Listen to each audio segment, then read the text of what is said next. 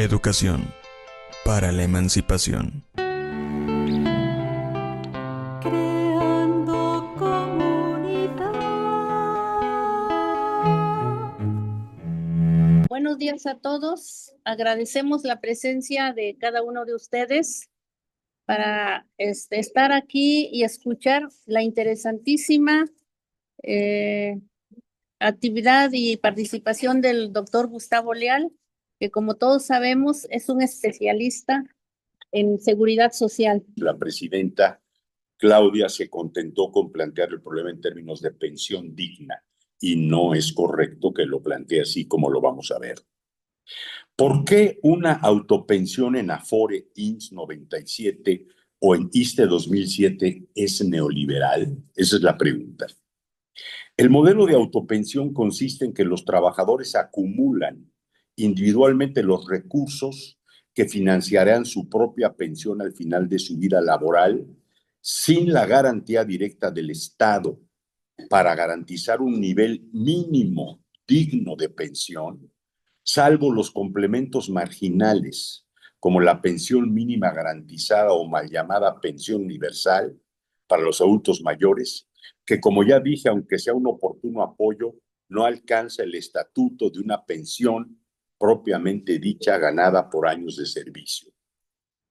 En lugar de un sistema colectivo y solidario donde los trabajadores activos financian a los jubilados y al Estado, que actúa como garante del equilibrio y la equidad intergeneracional, el modelo de autopensión se transfiere al individuo con el riesgo financiero, la responsabilidad de acumulación, la decisión sobre el afore y en algunos casos hasta la gestión del retiro.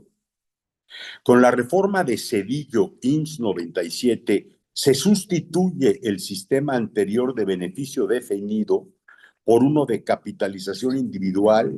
Se crean las AFORES como empresas privadas que gestionan las cuentas individuales. El monto de la pensión depende del ahorro acumulado más los rendimientos menos las comisiones.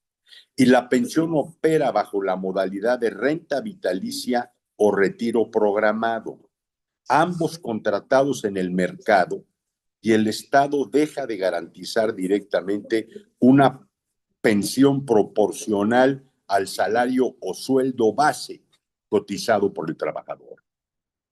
Si esa fue la reforma de Zedillo, con la reforma Calderón y Beltrón y Saliste de 2007, se repite este esquema Afore para los trabajadores al servicio del Estado.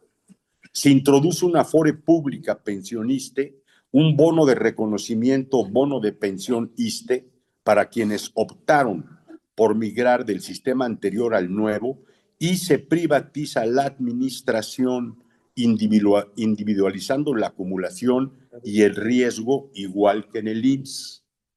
O sea, con ambas reformas, esta privatización de la seguridad social traslada el núcleo de las pensiones desde un régimen público y colectivo hacia instituciones privadas, afores y aseguradoras, y como externalización de funciones públicas a agentes privados, fortalece la piedra angular del neoliberalismo que reduce la función estatal a una mera regulación, mientras lo despoja, evidentemente, de la provisión directa de la prestación. En el modelo neoliberal, cada trabajador es responsable de su propio bienestar y asume individualmente el riesgo de vivir más años de los calculados. Los bajos rendimientos de su cuenta individual en la Afore, así como el riesgo de desempleo o trabajo informal que impacta sobre el nivel de sus cotizaciones.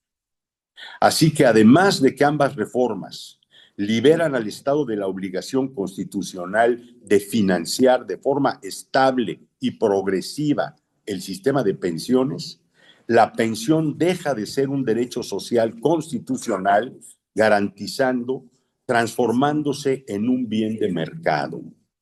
Se compra una pensión con lo que el trabajador logra ahorrar, y si no hay ahorro suficiente, no hay pensión suficiente. El sistema es gestionado por empresas cuyo fin no es garantizar derechos, sino obtener utilidades. Estas reformas, las dos, al IMSS 97 y al ISSSTE 2007, promueven un mercado de pensiones con afores en supuesta e inexistente competencia que solo se ha traducido 28 años después en altas comisiones y rendimientos insuficientes. Las consecuencias directas de este modelo neoliberal para los trabajadores son bajas pensiones, cobertura sobre el mercado de trabajo insuficientes y altos costos administrativos.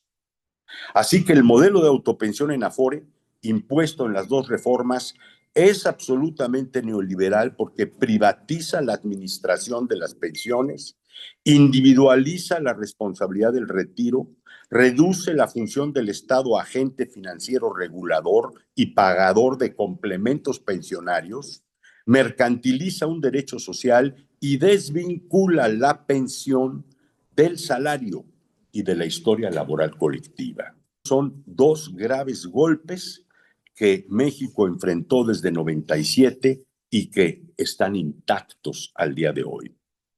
Estas reformas abandonan el principio constitucional de la seguridad social solidaria, los convenios internacionales de OIT y en su lugar instalan un modelo financiero de acumulación individual funcional al capital y al gobierno federal con fondos prestables, pero no al trabajador. Pues nada de este régimen neoliberal ha sido corregido aún por la administración de AMLO 2018-24 y hasta este momento la de Claudia Sheinbaum 24-30. La estructura y naturaleza neoliberal de la reforma de Zedillo al IMSS está intacta para todas las pensiones de los trabajadores del apartado A del artículo 123. Tampoco se toca este modelo con el decreto de AMLO de 2024 que instala el segundo parche de este gobierno llamado Fondo de Pensiones para el Bienestar, que supuestamente va a entregar un complemento topado al salario promedio del IMSS en 2023, actualizado anualmente con el Índice Nacional de Precios al Consumidor, en beneficio únicamente a aquellos trabajadores que coticen en el IMSS y en el ISSSTE en cuentas individuales en Afore. Ninguno de estos dos parches atiende de fondo el problema. Así que el modelo de la autopensión persiste intacto y se le financia con más recursos fiscales y ninguno de los dos parches mejora sustancialmente el nivel real de las pensiones. Un modelo de autopensión es completamente un modelo neoliberal. A continuación, la señora María Luisa López va a tratar el caso de la ley IMSS 97. Yo voy a tratar algunos antecedentes en el Seguro Social. En el Seguro Social nosotros hemos visto como trabajadores un desmantelamiento de la institución desde el proyecto neoliberal, desde los años 80. Vimos cómo iban desmantelando poco a poco el instituto. En 1994, Genaro Borrego hace un diagnóstico del instituto, de hecho hacen un libro. Fue un diagnóstico económico catastrófico. Así lo presentaron, afirmaba el director del IMSS, y que de hecho lo presentaron a los senadores en esa época. El planteamiento que ellos hicieron es que había cambios demográficos y que por lo tanto el Seguro Social no tenía la capacidad económica de poder pagar. En ese diagnóstico presentaron una serie de proyectos que todos iban encaminados para el desmantelamiento de la seguridad social, que era la subrogación de servicios y la privatización de algunas áreas. Y así, el 1 de noviembre del 95, en el Congreso de la Unión, pues presentaron esta reforma, que fue la de 95-97, que totalmente pues fue un golpe muy drástico para las y los trabajadores de este país, sobre todo a los afiliados al Seguro Social. Con esto nos arrancan el derecho a una pensión digna totalmente, y pues nos cambian una pensión de tiempo indefinido y solidario hacia un sistema de cuentas individuales. En ese tiempo, algunos trabajadores tuvimos la conciencia de lo grave que venía la situación y nos dimos a la tarea de volantear los sindicatos, ir a diferentes lugares. Estuvimos trabajando con la Comisión de Seguridad Social un poco para hacer conciencia del golpe que se venía, pero no logramos que las y los compañeros pudieran entender la magnitud de este golpe. La ley 95-97 tiene un antecedente que es el sistema de ahorro para el retiro que se instauró en 1992. Nos engañaron totalmente porque nos dijeron que íbamos a tener un ahorro, que nos iban a abrir una cuenta individual a todos los trabajadores para que pudiéramos tener un ahorro. A todos nos impusieron esa cuenta individual. Sin embargo, nosotros con el tiempo nos dimos cuenta que era un ensayo para lo que ya se venía, ¿sí? Para implementar el sistema de retiro, que no es una pensión. Anteriormente, la ley 73, pues era un sistema solidario, eran pensiones a cargo del IMSS. Se podían jubilar a los 60 y con 10 años de trabajo, es decir, con 500 semanas cotizadas. Si un trabajador ganaba 10,000 pesos en su salario mensual, tenía una pensión del 100%, o sea, 10,000 pesos. Con la reforma del 97, pasó de un sistema solidario a cuentas individuales administradas por las Afore. Con incremento de semanas cotizadas de 500 a 1,250 semanas en un principio, y era en función del ahorro, no del salario. Por lo tanto, un trabajador que ganaba 10,000 pesos se retiraba con 2,700. Y qué bueno, y la pregunta es, ¿quién quería retirarse? Pues nadie, ¿no? La gente moría en el trabajo, en la oficina, pues porque ¿quién puede vivir con 2,700 pesos? Esta situación tan injusta y previendo el descontento social, se modificó la ley del Seguro Social el 29 de septiembre del 2020 para modificar las semanas cotizadas, iniciando con 750, aumentando 25 semanas cada año hasta llegar a 1,000. Y con un incremento a la aportación patronal que pasó del 5 al 13% y una disminución a las comisiones de la Afore. Esto no resuelve el problema fundamental. ¿Por qué hicieron esta reforma? Porque era imposible que los trabajadores lograran cotizar 1,250 semanas. ¿Por qué? Porque hay un trabajo informal totalmente, hay gente que entraba y salía del trabajo, no toda la gente tiene un trabajo estable, y como sabemos ahora, pues en esta modificación laboral, pues nadie tiene un trabajo seguro y por lo tanto, pues nadie iba a alcanzar las 1,250 semanas. Hubo otra reforma que fue la del 1 de mayo del 2024 y que bueno, los maestros muy certeramente han rechazado totalmente, que es el famoso Fondo Solidario, que le llaman Fondo de Pensiones para el Bienestar, el cual pretende completar el monto de retiro, pero este fondo no es seguro, es totalmente inestable porque, bueno, ellos piensan que este fondo se va a lograr con lo que ellos puedan juntar de aquí y de allá,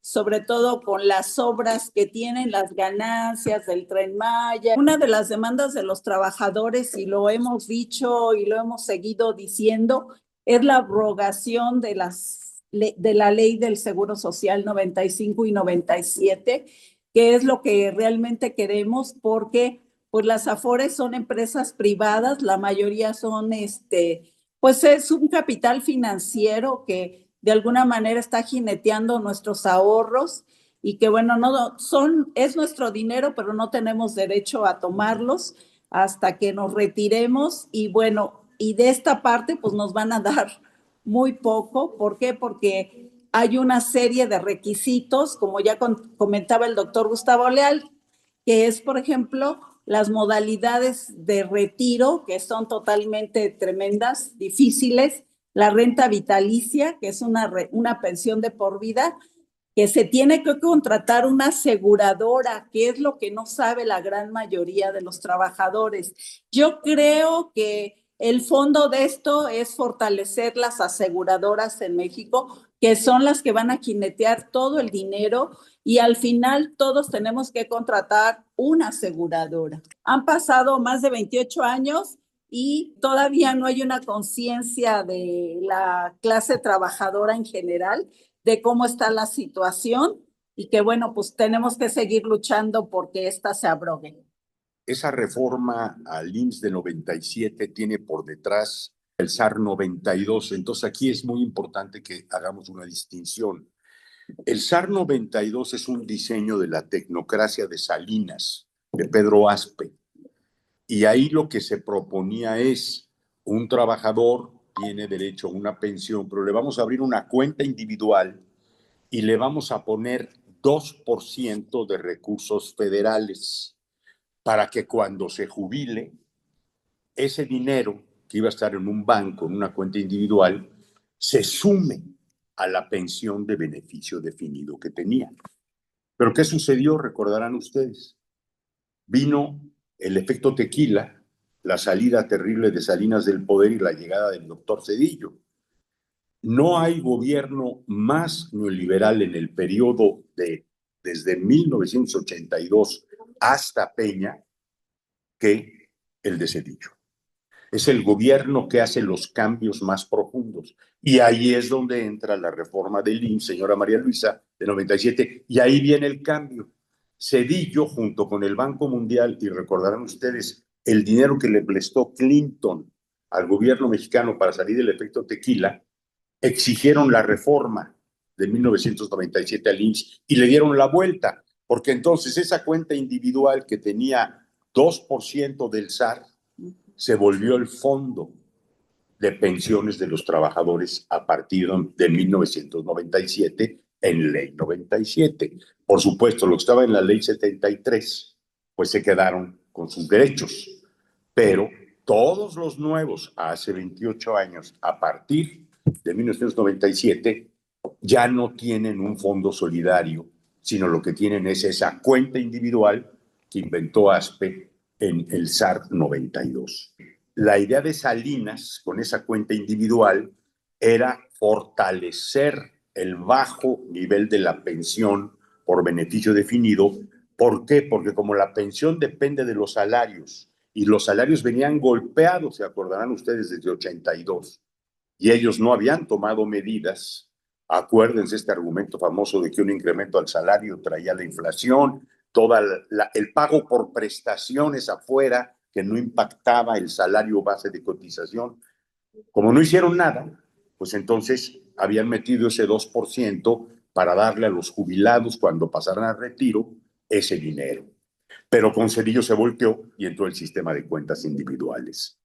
El segundo comentario importante es, como dijo la señora María Luisa, no lo vamos a examinar hoy, pero en foros posteriores sería de la mayor importancia estudiar bien la reforma mal llamada ajuste de AMLO 2020 que le llamamos. Esa no solo no resolvió, sino que le mete más recursos y vean ustedes cómo queda el problema justamente. Si el nivel medio de las pensiones era de 2,000 pesos, ahora con recursos fiscales sube a 6,000 para el apartado A, los trabajadores al servicio de la iniciativa privada.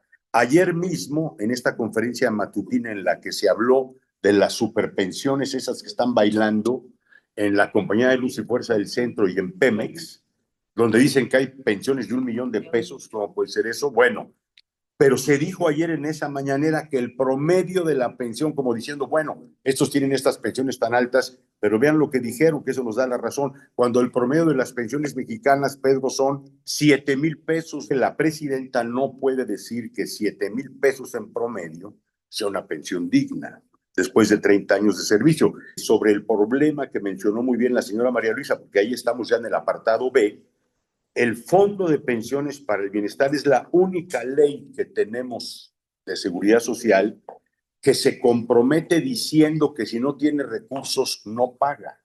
Eso no existe en ninguna otra ley mexicana de seguridad social, porque el decreto ampara Lo dice claramente el decreto, siempre y cuando haya suficiencia de recursos. Entonces, como verán ustedes, los dos parches son terribles y entonces lo que vamos a decir ahorita brevemente sobre lo que es la ley 2007 es que todo esto pasó 10 años después.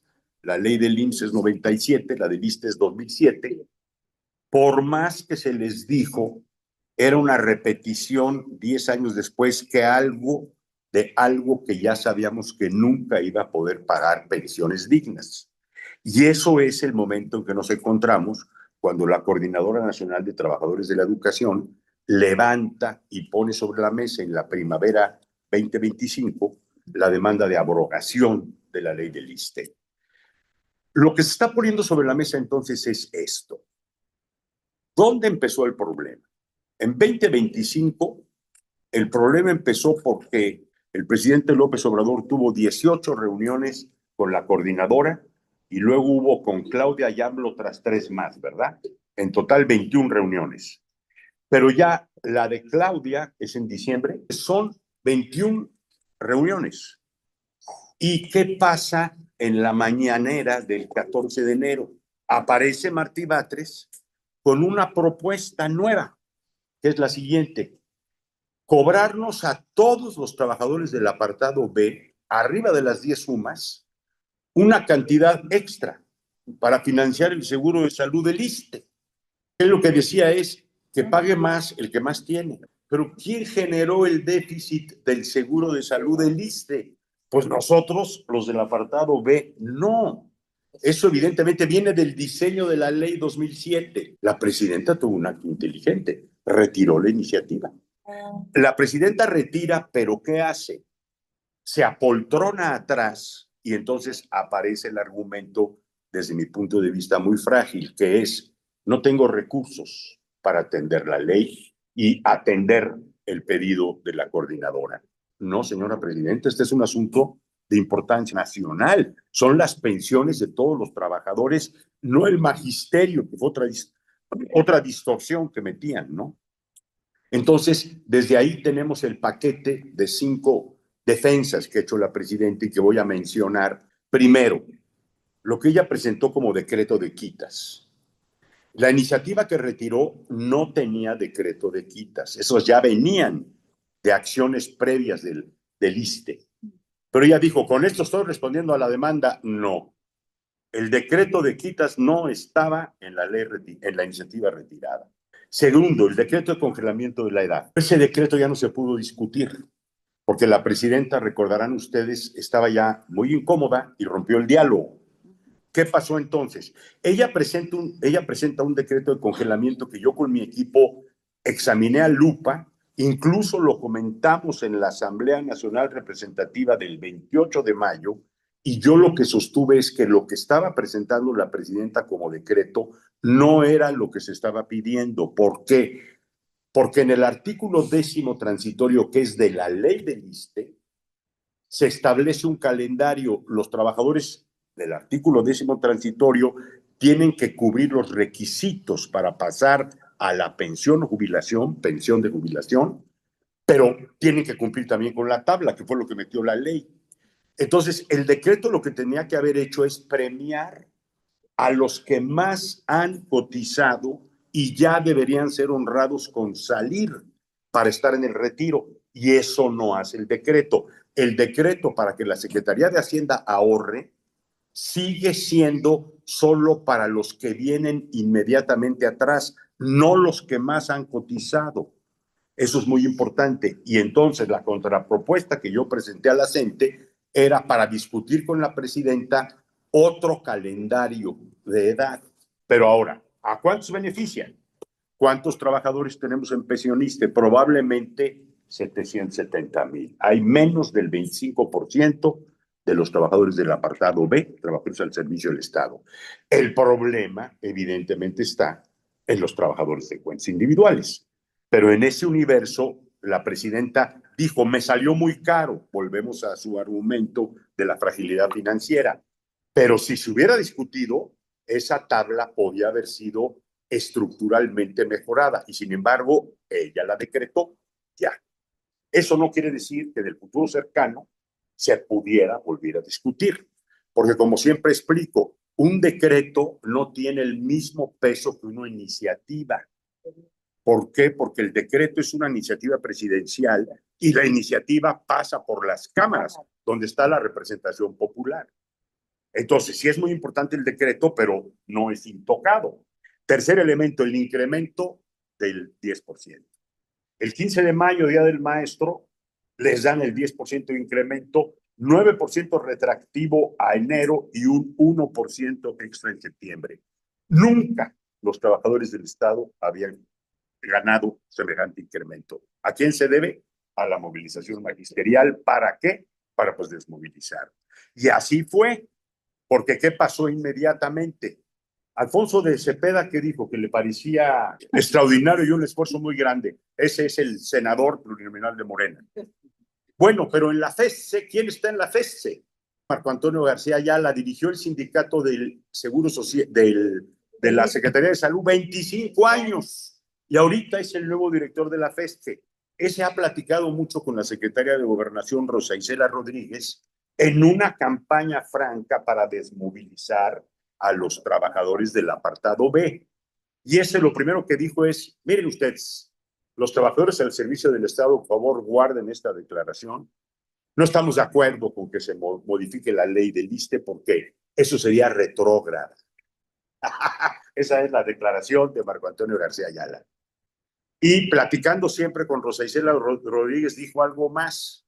Dijo, además, modificar la ley del ISSSTE iría en contra de las tendencias internacionales. Ustedes dirán, ¿cuáles tendencias internacionales? Se referirá él a la movilización de las pensiones francesas, que por poco tumba al famoso Macron, ¿no? Es impresionante la declaración de este Marco Antonio García Ayala. Bueno, se puso el sombrero de la coordinadora y anunció para todos los trabajadores al servicio del Estado, los administrativos, el incremento del 9% retroactivo a enero. Y para los de salud, a partir de mayo todavía no se los pagan, pero no retroactivo este enero, y 9%, lo cual es lo más grande que han ganado los trabajadores en el servicio del Estado. Él nunca alcanzó semejante 9%. Ahora, para el magisterio era 10%. En septiembre les deben un 1% más. Ese es el tercer paso que dio la presidenta y que este representante de los trabajadores de la FESE se abrogó como un aumento ganado por él. El cuarto elemento es la UCICA, que es en la que plantea el problema de la bilateralidad en la contratación, un asunto importantísimo para el magisterio. Y el último problema fue el tema que tocamos ya del Fondo de Pensiones para el Bienestar. Queda nada más un pequeño apunte. Si hay algo como demanda sentida, es el estado del seguro de salud del ISSSTE. Las principales quejas y demandas tienen que ver con cómo se encuentra este seguro de salud del ISSSTE. Y ese seguro está intacto, igual que la ley IMSS, en términos de su estructura neoliberal. La demanda más sentida es la del seguro de salud. Sí, por favor, gracias, doctor Gustavo, compañeros, por la invitación. Por supuesto, solamente para puntualizar, bueno, nosotros llevamos en esta jornada de mayo-junio una huelga que implicó 23 días de plantón en el Zócalo, más de 20,000 compañeros, el grueso, por supuesto, los compañeros de aquí de la 22. Sin embargo, como bien apunta el doctor Gustavo, pues la participación masiva en estados como Chihuahua, como Zacatecas, como Yucatán, como Sonora, parcialmente y fuerte en Guerrero, en Michoacán, por supuesto paro total en Oaxaca y en Chiapas. En la Ciudad de México una movilización creciente. Solo puntualizar entonces, quitar la iniciativa que ya sentían que no tenía mayor problema, pues fue gracias a la movilización. Claro. Y nos parece que es inédito en este país que una movilización tan grande logre que una iniciativa presidencial se quite. López Obrador en una de las últimas mesas dijo, vamos a reducir un año esta tabla, y la presidenta lo que hace con el decreto es decir cada 3 años. Exacto. Y efectivamente queda el tema fundamental que creo que debemos de discutir, compañeras, compañeros del IMSS, el tema de las afores. Nosotros hemos insistido una y otra vez que están condenados todos nuestros compañeros que entraron en el caso de los afiliados al ISSSTE después del 2007 a una renta vitalicia miserable. Y bueno, pues ahora muchos trabajadores se están dando cuenta que eso no les va a alcanzar, que necesitan mínimo los 65 años de edad y tener cuando menos 2 millones de pesos ahorrados. Si tienen menos, no va a alcanzar, va a ser miserable. Y respecto al incremento de salario, no es el 10%, ya ahora que cayó, como dicen los compañeros, pues nos damos cuenta que igual es un engaño, que mediáticamente suena muy fuerte decir el 10%. Pero quiero decirles que el año pasado en la jornada alcanzamos el 13%. Y bueno, eso rompe también, aunque no lo reconocen, es un tope salarial impuesto a todos los sindicatos. La convocatoria que hacemos ahora como coordinadora es que tenemos que sumarnos todos los trabajadores. Tenemos que reconocer autocríticamente que no nos alcanzó, compañeros. O sea, fue intenso, fue muy fuerte, pero no tuvimos la fuerza para echar abajo completamente la ley del ISSSTE 2007. Por supuesto que si echamos abajo la ley del 2007, tiene que venirse abajo también la ley del ISSSTE, del IMSS, 97. Pero eso tiene que ser conjunto. Si no nos sumamos, que si en las siguientes jornadas no se ve la fuerza también del sector salud, no vamos a poder echar abajo estas dos leyes. Ahora hay que llegar también a los derechohabientes, no solo a las cabezas de los sindicatos, y demostrarle a los jóvenes y a los viejos también que si no peleamos, nuestro futuro es de miseria. Gracias. Educación para la emancipación.